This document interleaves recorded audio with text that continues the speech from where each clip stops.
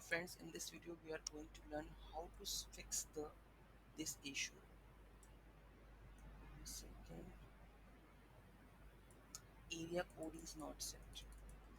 Actually, I'm using the console command and it shows like area code is not set, area code is not set. So how we are going to solve this, right? So there would be I have solved the issue by just placing this is admin. Actually what happened in etc, my di.xml is outside, right?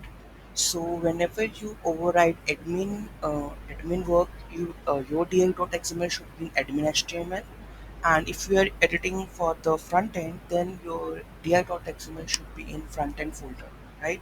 So in that case your area code set issue will not come, and if this is come, then you will try to fix it by using this one.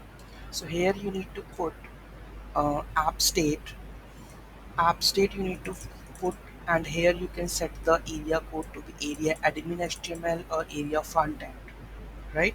So it depends on you if you want to add area front end or area admin html. So you can set this one from the execute function, and declaring this dot state in this one, and get it like this, right?